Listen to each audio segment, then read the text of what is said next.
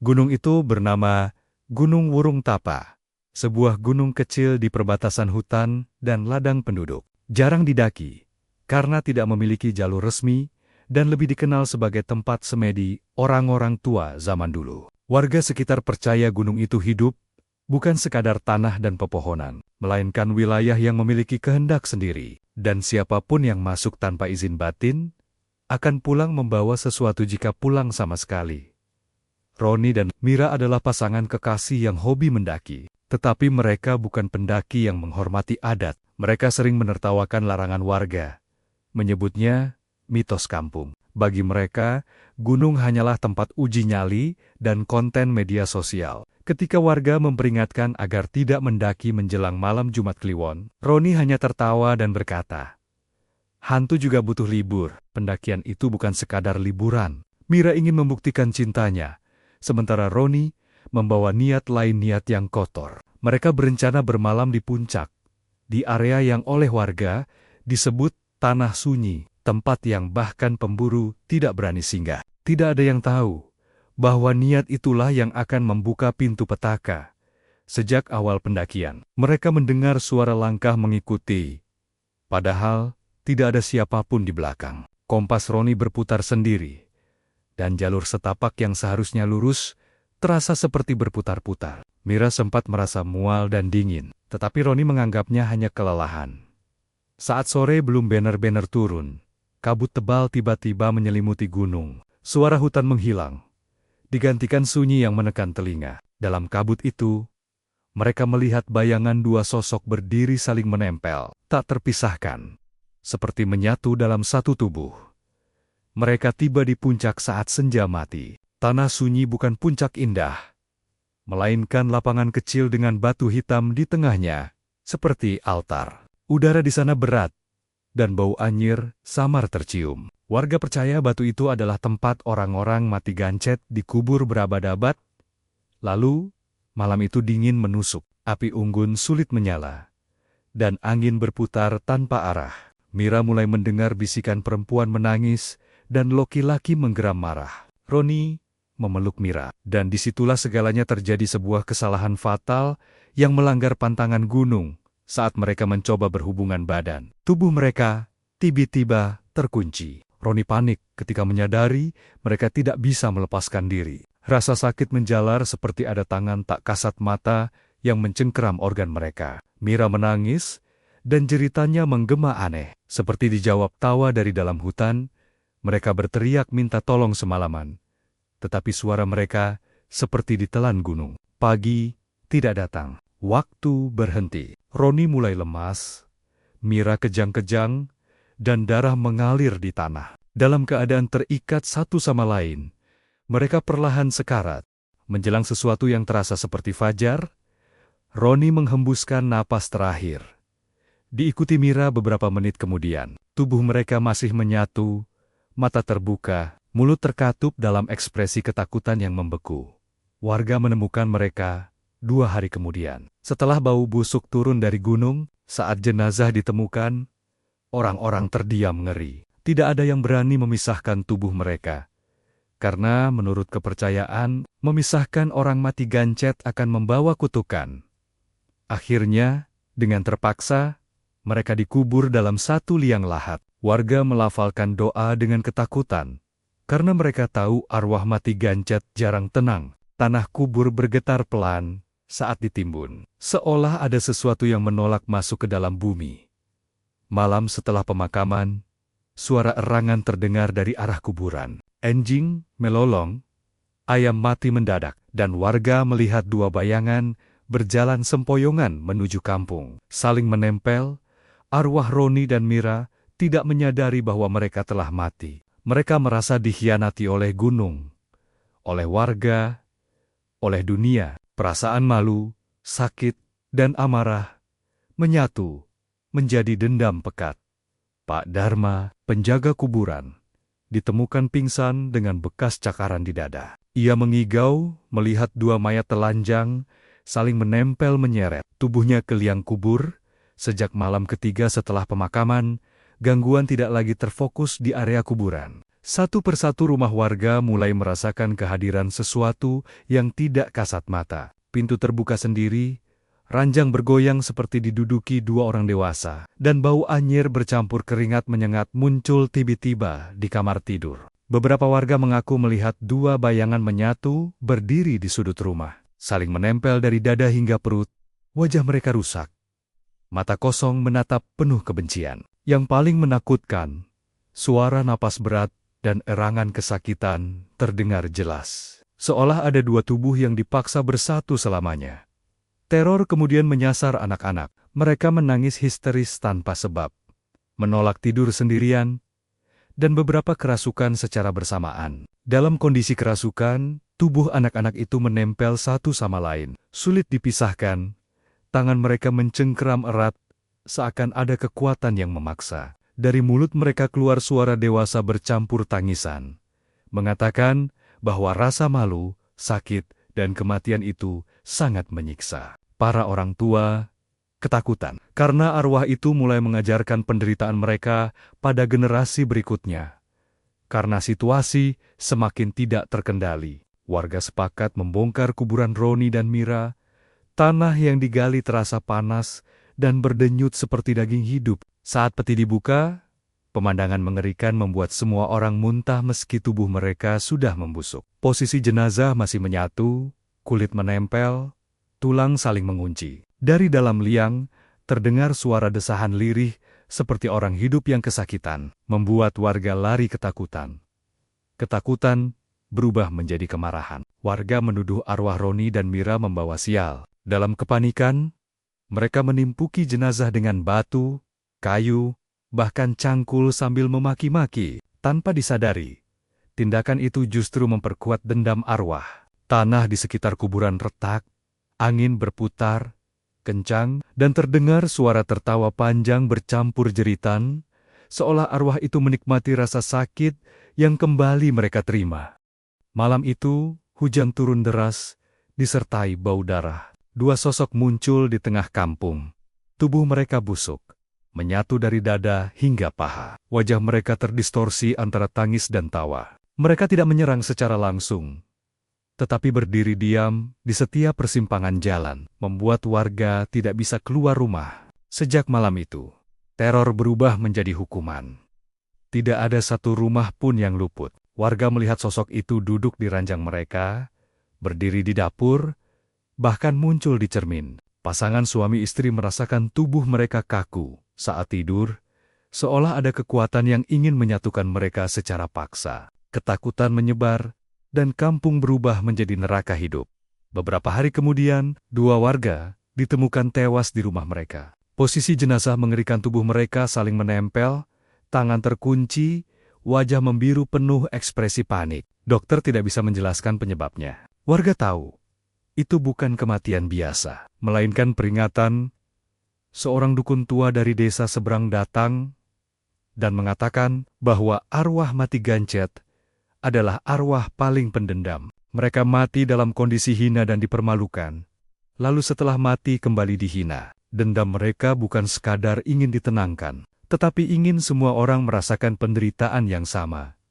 Dukun itu membuka rahasia lama. Gunung Wurung Tapa sejak dahulu adalah tempat pembuangan orang-orang yang mati gancet. Jiwa-jiwa mereka menyatu dengan gunung, dan siapapun yang mengulangi dosa yang sama akan ditarik menjadi bagian dari kutukan. Ritual besar dilakukan di kaki gunung, tetapi gagal total. Api ritual padam sendiri, sesajen membusuk seketika, dan dua sosok itu muncul di tengah lingkaran ritual sambil tertawa. Mereka berkata, "Kami tidak minta diusir, kami ingin ditemani." Sejak ritual gagal, tanaman mati, air sumur berubah keruh dan berbau amis. Hewan ternak mati mendadak dengan posisi tubuh aneh. Kampung perlahan tidak layak ditinggali. Yang paling menakutkan, arwah itu mulai muncul di siang hari. Anak-anak melihat mereka berdiri di pinggir jalan. Petani melihat mereka di sawah, dan bayangan mereka tampak jelas tanpa kabut. Satu persatu keluarga meninggalkan kampung. Mereka mengira teror akan berhenti jika pergi. Namun, suara erangan dan bisikan tetap terdengar di telinga mereka, bahkan jauh dari kampung. Beberapa warga yang mengungsi mengalami kejadian serupa di tempat baru. Sosok itu muncul di kamar mereka, seolah dendam tidak mengenal jarak. Sejak malam itu, teror tidak lagi bersifat acak. Arwah Roni dan Mira mulai mendatangi orang-orang tertentu mereka yang dulu menertawakan kematian, melempari jenazah, atau mengucapkan kata-kata hinaan. Setiap target didatangi dengan cara yang sama. Muncul dua sosok menyatu di ujung ranjang, menatap lama tanpa suara, hingga korban merasa tubuhnya kaku dan napasnya sesak. Rasa malu, takut, dan sakit bercampur menjadi satu, persis seperti yang mereka alami saat mati. Dendam itu tidak meledak, tetapi merayap perlahan, pasti, dan tidak bisa dihentikan. Suatu malam, seorang remaja kerasukan di balai desa yang sudah kosong. Dengan suara berat bercampur isak, ia mengatakan bahwa rasa sakit fisik saat mati tidak seberapa dibandingkan rasa dipermalukan setelah kematian. Arwah itu mengaku dendam. Mereka lahir bukan hanya karena dosa di gunung, melainkan karena manusia yang menghakimi tanpa ampun. Mereka ingin semua orang merasakan bagaimana hidup dan mati tanpa martabat, terikat pada rasa malu yang tidak bisa dilepaskan.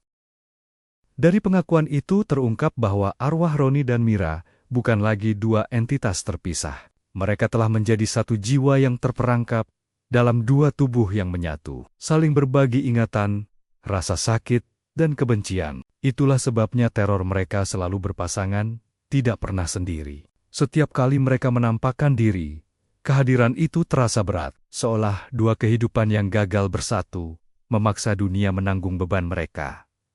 Kutukan itu mulai meluas melampaui kampung. Pasangan muda dari desa lain yang pernah singgah atau sekadar mengejek cerita mati gancet mulai mengalami gangguan serupa. Mereka bermimpi berada di tanah sunyi, terikat dan tidak bisa bergerak.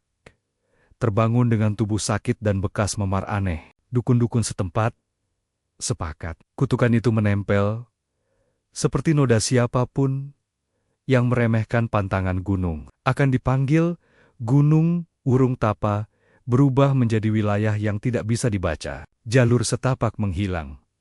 Pepohonan seolah berpindah tempat, dan kompas selalu berputar tanpa arah. Pendaki yang nekat masuk mengaku mendengar dua suara saling berbisik di belakang mereka, mengajak untuk beristirahat bersama. Banyak yang kembali dengan trauma. Beberapa tidak pernah kembali sama sekali. Akhirnya, kampung itu benar-benar ditinggalkan. Rumah-rumah terkunci, ladang dibiarkan, dan tidak ada lagi doa yang dibacakan. Namun, kepergian manusia tidak menghentikan teror. Setiap malam, dari kejauhan terlihat cahaya samar, dan dua bayangan menyatu, berjalan di antara rumah kosong, seolah menjaga wilayah yang kini sepenuhnya milik mereka, meski tak berpenghuni. Suara erangan dan tangisan tetap terdengar setiap malam Jumat. Penduduk desa tetangga mengaku mendengarnya terbawa angin, membuat bulu kuduk berdiri. Suara itu bukan sekadar menakutkan, tetapi menyimpan kepedihan yang dalam, seperti jeritan jiwa yang terjebak tanpa akhir. Satu rumah tua di pinggir kampung dibiarkan berdiri. Pintu dan jendelanya sering terbuka sendiri, dan di dalamnya tercium bau tanah basah bercampur anyir. Banyak yang melihat dua bayangan duduk berdampingan di beranda rumah itu, saling bersandar seperti pasangan yang kelelahan, menatap kosong ke arah gunung.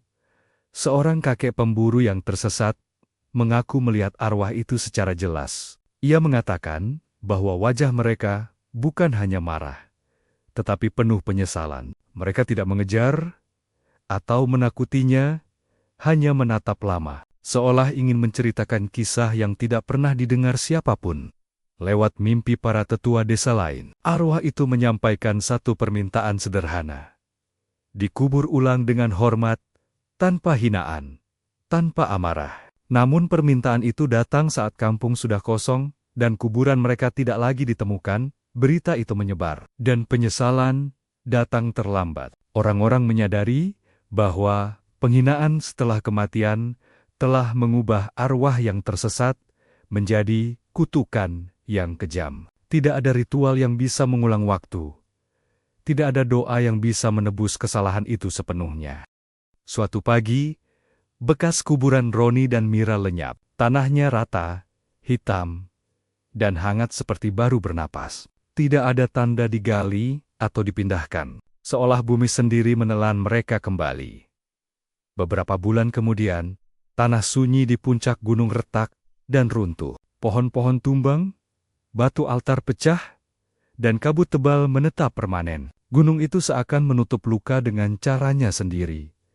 Arwah Roni dan Mira tidak lagi berkeliaran seperti sebelumnya. Mereka dipercaya telah menyatu dengan gunung, menjadi penjaga terlarang yang menghukum siapapun yang melanggar batas. Teror berubah menjadi selektif, datang hanya kepada mereka yang sombong dan meremehkan pantangan.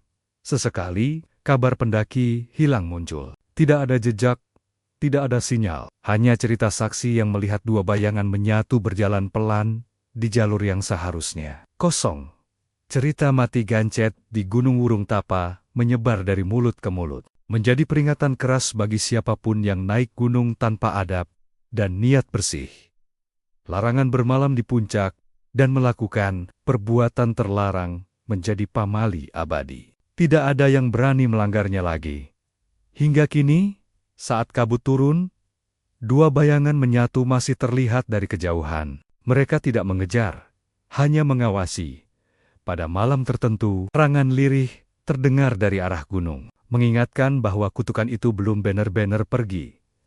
Orang-orang akhirnya mengerti, bukan gunung yang jahat, melainkan manusia yang melanggar dan menghakimi tanpa empati.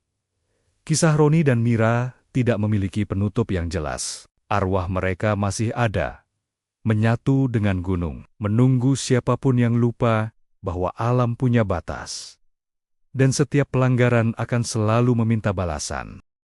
Setelah bertahan-tahan, ditinggalkan, kampung itu perlahan mulai dihuni kembali oleh beberapa keluarga yang nekat atau tidak punya pilihan lain. Namun suasananya tidak pernah sama. Rumah-rumah berdiri dengan cat terkelupas, jalan setapak tertutup lumut, dan suara manusia terasa asing di antara sunyi yang terlalu panjang. Tidak ada lagi tawa malam, tidak ada ronda, dan tidak ada yang berani keluar rumah setelah matahari terbenam. Semua hidup dalam kesepakatan diam bahwa kampung itu masih diawasi oleh sesuatu yang tak kasat mata, karena ladang lama rusak. Warga menggantungkan hidup pada hutan, mengambil kayu bakar, rotan, dan hasil liar lainnya. Namun setiap kali masuk hutan, mereka selalu melafalkan doa dan pantangan. Tidak boleh berkata kotor, tidak boleh bercanda berlebihan, dan tidak boleh berjalan berdua terlalu dekat. Hutan itu seolah mendengar, dan siapapun yang lupa akan aturan itu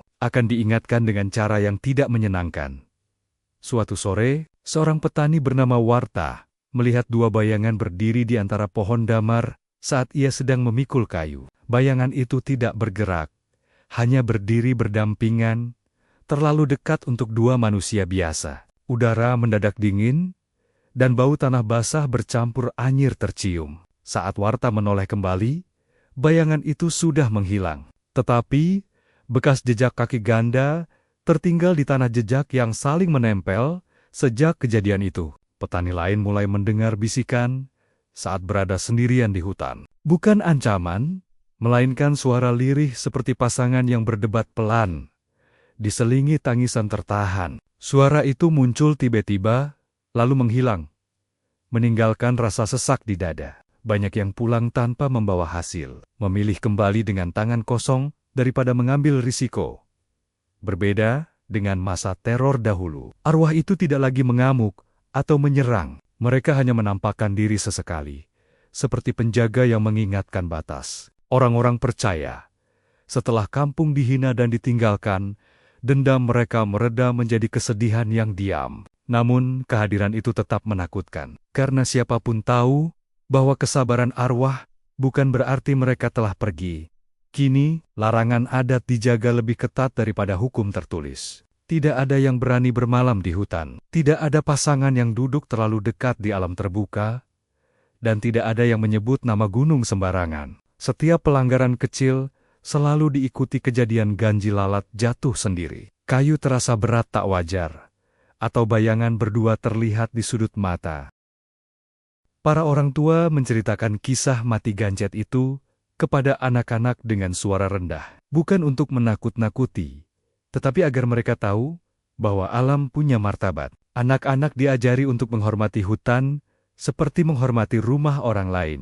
Mereka tumbuh dengan rasa takut yang sunyi, tapi juga dengan pemahaman bahwa kesalahan manusia bisa meninggalkan luka panjang.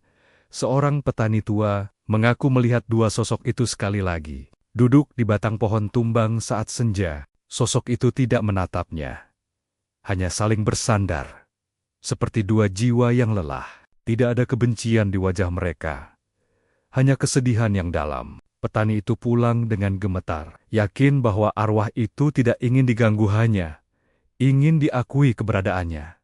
Seiring waktu, gangguan semakin jarang. Hutan kembali tumbuh lebat, burung kembali bersarang, dan air sungai mengalir jernih. Namun ketenangan itu bukan berarti aman sepenuhnya. Gunung seolah menutup lukanya, tetapi bekasnya tetap ada, mengingatkan bahwa kedamaian diperoleh dengan harga mahal. Hingga kini, kampung itu berdiri setengah hidup, tidak sepenuhnya mati, tetapi juga tidak benar-benar pulih. Arwah Roni dan Mira masih dipercaya ada, muncul hanya ketika batas dilanggar atau kesombongan manusia kembali tumbuh. Kisah mereka menjadi peringatan abadi bahwa alam tidak lupa dan setiap pelanggaran, sekecil apapun, akan selalu meninggalkan jejak, entah pada tanah, pada manusia, atau pada arwah yang terjebak selamanya.